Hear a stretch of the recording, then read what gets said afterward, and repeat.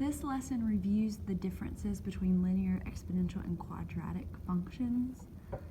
Remember that the general formula for a linear function is y equals mx plus b, and you need to write down all of these notes. Feel free to pause the video at any time and go back and listen to something again. Remember, the coefficient with your x is your slope, also known as the rate of change.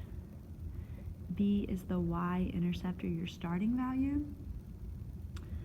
The graph makes a straight line, and if it's linear, it goes at a constant rate by either adding or subtracting. You do have to remember that. Linear does not mean to multiply or divide. Linear means you're adding the same number every time, or you're subtracting the same number every time. Exponential is y equals a 1 plus or minus r to the x power. A is your starting value, or your y-intercept. It doesn't have the x with it. And r is your percent. You are going to add it if it's increasing, subtract it if it's decreasing. Exponential makes a curve. It gets bigger and bigger and bigger. Notice that exponential is going to get bigger faster than a linear.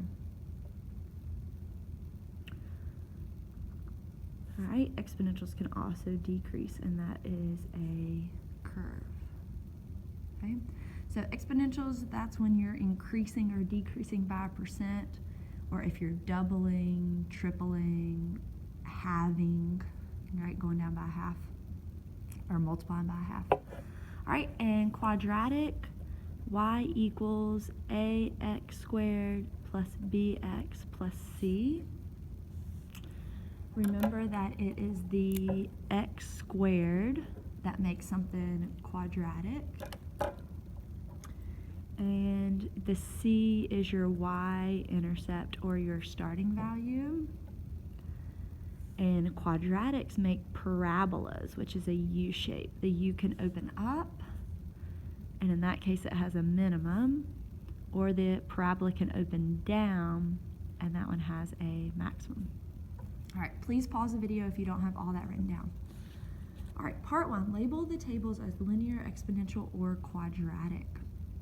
Okay, so this one, from 311 to 299,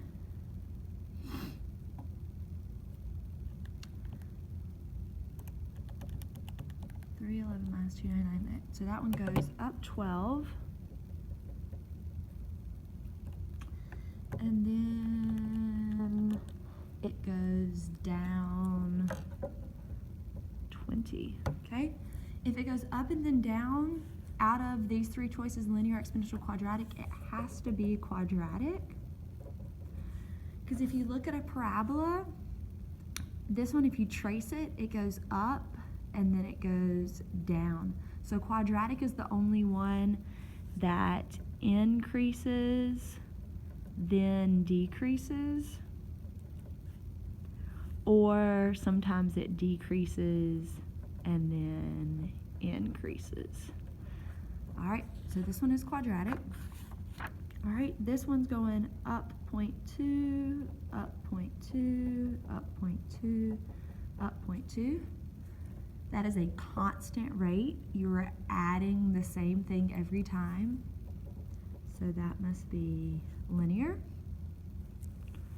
And let's make sure we look at these numbers, because on the test it might not be clear which answer it is. This one goes up 3511 minus 2937, goes up 574. Then it goes up 2,243. Then it goes up 2,419. These numbers are getting bigger and bigger and bigger, and if you look at the table, you can see that it's getting bigger and bigger and bigger. That is exponential. Okay. Label the scenarios as linear, exponential, or quadratic. The Grinch's heart was 5 inches wide when he first started to hate Christmas. It shrunk 2 sizes smaller each year. All right, so it started at 5, and then it shrunk 2 sizes smaller each year. That is a constant rate, which means that this one is linear. Okay. The number of students who pass the Math 1 EOC each year doubles. It's a key word that needs to be circled as more students begin to do their homework. Doubles is a word that means exponential. Okay. Omar threw a French fry in the lunchroom that hit Lorette, who then dumped her milk on Omar's head. I tried to make these examples a little funny. All right, so Omar threw a French fry. So think about if you throw something. It goes up, and then it comes back down. All right, that is a parabola, and that is quadratic. Okay. All right, 5 students in Miss Brown's algebra class reported the number of hours that they studied for a test. The number of hours and their scores are in the table below. According to the line of best fit, what is the predicted test score for a student who studies for 1 hour? All right, line of best fit is something that needs to be underlined or highlighted. So if it says line of best fit, you know that's going to be linear. They're telling you that it's linear, okay?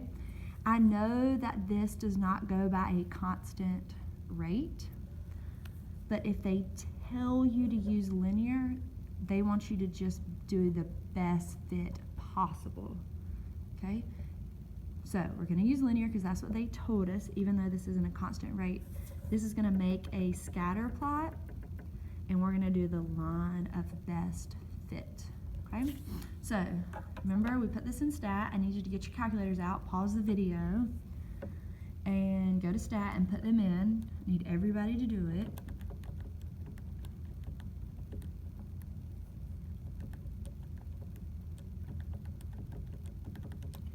Stat calc, I've already told you that it's linear, so you go to number 4. And it wants to know what is the predicted test score for a student who studies for 1 hour. So to get a prediction, you go to your y equals. Make sure you hit clear if there's something in there. Vars, down to number 5, over to EQ, okay? And then you go to second window. All right, you need to decide if 1 hour is an x value or a y value. You're only allowed to put x values in here. So let's look in the table. Hours is on the x side, so that is an x value. So this is x equals 1. So I'm gonna put a 1 right there, and then I'm gonna go to second graph. And for 1 hour, their prediction is 78, which is C. Okay.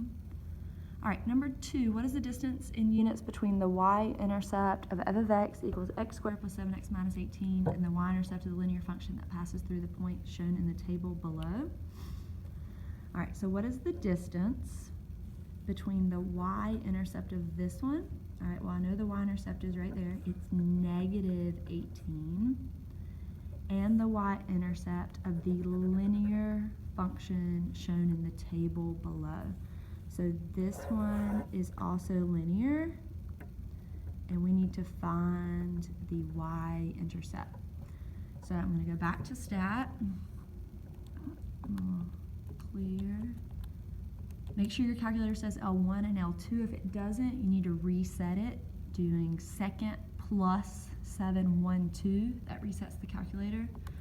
All right, negative 5, 10, 25, 60. 2, 11, 20, 41, stat calc. All right, remember the y-intercept is your b, so the y-intercept is 5. So if I want to find the distance between negative 18 on the number line and 5, remember 0 is here. From here to here is 18 blocks, and from here to here is 5 blocks for a total distance of 23. So the distance is 23. Distance is always positive. All right, number 3, what is the y-intercept of the function that fits the values in the table below? Y-intercept needs to be highlighted or underlined. They do not tell me if it's linear, exponential, or quadratic, so I'm going to have to decide that for myself. It goes from 2,000 to 500 to 100 to 36 to 9. That is exponential. It's getting smaller and smaller and smaller, and it's definitely not a constant rate. This one's going down by about 1,500. This one's going down by 400, by 100, by 20. So it's not a constant rate, but it's going down every time. So that is exponential. So when I put this one in stat, please do this with me.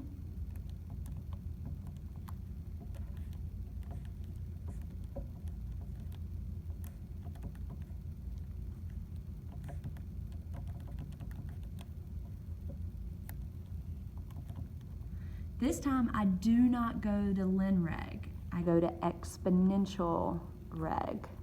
It's at the 0. Press enter, enter, enter. And your y-intercept on this one is not the b, because b has an x with it. Your y-intercept on this one is a. So the y-intercept is 144. Number 4, every 10 years the census counts how many people are living in every town in the United States. The 2010 census showed that 1,000 people were living in Appleville, 4,000 people were living in Bridgetown. The population of Appleville is predicted to double every 10 years. The population of Bridgetown is predicted to increase by 1,000 every 10 years. If the predictions come true, what will be the first census year that will show Appleville with a larger population than Bridgetown? All right, so you got 2 towns. You got Appleville and you got Bridgetown.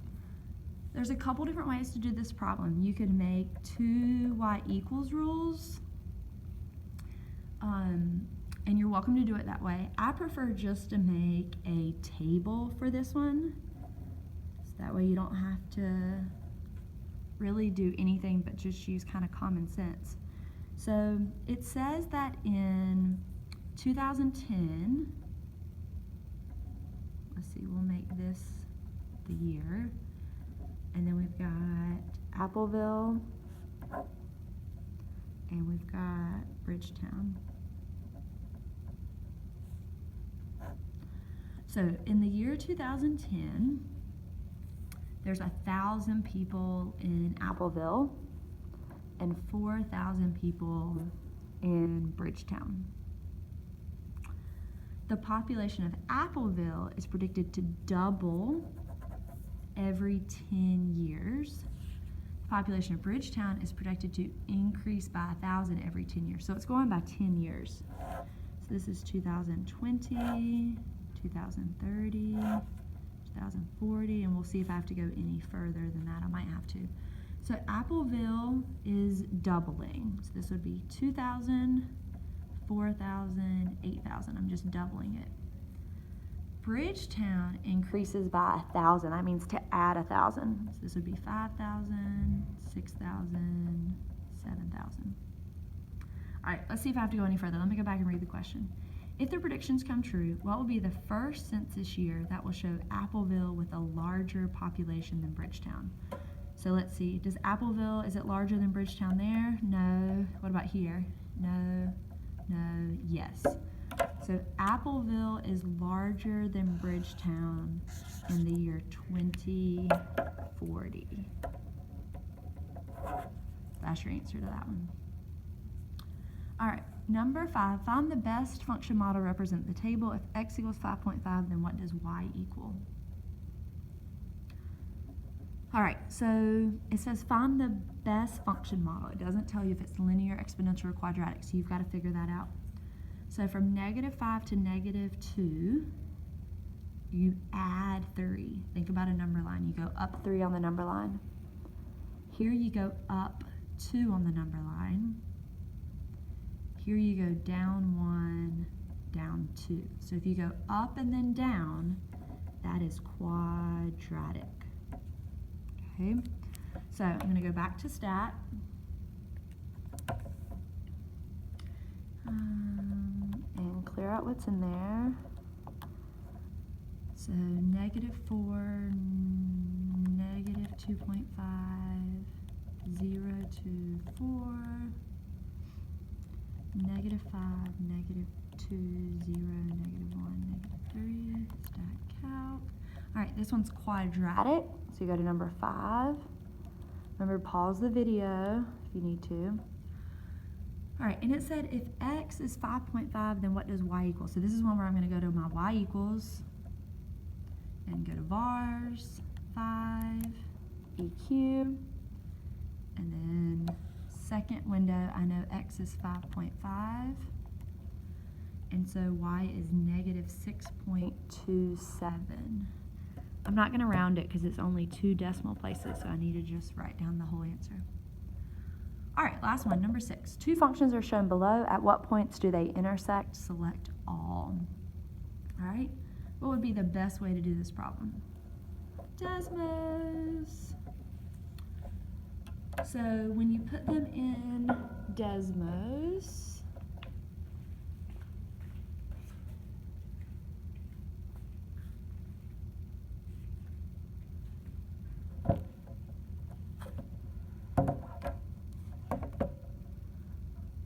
I'm putting them in Desmos now.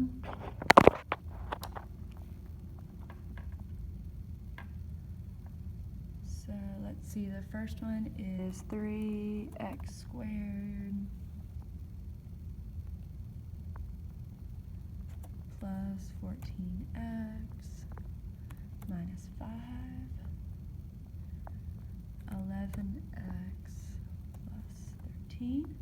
I want to know where they intersect, so I need to zoom. All right, here's one of the places where the red and blue intersect. So that's at -3, -20. So that's answer B. And then do they intersect again? Yes, they do. They intersect right there at 235. So the answers are B and C. Remember that if it says select all, you have to make sure you're circling 2 or more answers, whichever ones are correct, or they won't give you any credit.